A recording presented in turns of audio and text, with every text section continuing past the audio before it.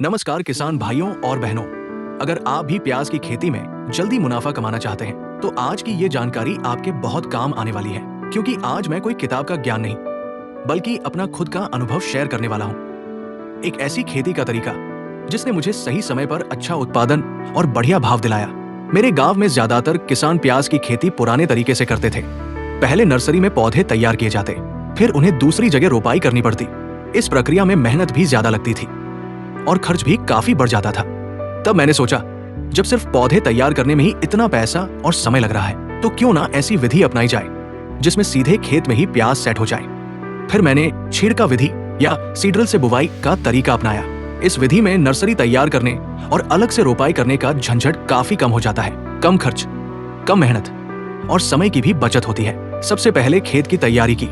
1 बीघा खेत में करीब 1.5 ट्रॉली गोबर खाद डाली, और जिन किसानों के पास गोबर खाद नहीं थी उनके लिए 25 किलो डीएपी या 25 किलो इफ्को खाद भी अच्छा विकल्प है। अब सबसे जरूरी सवाल, बुवाई कब करें? मेरे अनुभव के अनुसार 21 जून से 10 जुलाई के बीच बुवाई सबसे बढ़िया रहती है। इस समय मौसम और नमी प्याज के लिए काफी अच्छी रहती है। बुवाई के बाद मैंने सिंचाई के लिए रेन पाइप का इस्तेमाल किया। इससे पानी की बचत भी हुई और पौधों को बराबर नमी भी मिलती रही। हर 15 दिन में मैंने फंगीसाइड और कीटनाशक दवाइयों का छिड़काव किया। इससे फसल में बीमारी और कीड़ों का खतरा काफी कम हो गया। जब प्याज करीब 30 दिन का हुआ और मिट्टी में हल्की नमी थी, तब मैंने सकरी पत्ती वाले खरपतवार की दवा का छिड़काव किया। लेकिन यहाँ मैंने एक गलती कभी नहीं की, चौड़ी पत्ती वाली दवा का इस्तेमाल नहीं किया, क्योंकि उससे प्याज झुलस सकता है। फिर आया 35वां दिन, मैंने प्याज की छंटाई की। जो पौधे बहुत पास पास थे उन्हें उखाड़कर थोड़ी दूरी पर रोप दिया। इस छोटे से काम का बहुत बड़ा फायदा मिला। प्याज मोटा और बढ़िया क्वालिटी का तैयार होने लगा। समय धीरे धीरे आगे बढ़ा और करीब 80 दिन बाद मैंने एक खास काम किया। खाद में फंगीसाइड मिलाकर सिंचाई की, लेकिन इस बार रेन पाइप नहीं बल्कि क्यारियों में सीधा पानी छोड़ा, ताकि दवाई पानी के साथ जमीन के अंदर जाए और जड़ काटने वाले कीड़े खत्म हो जाएं। अब मेहनत का असली इंतजार शुरू हुआ।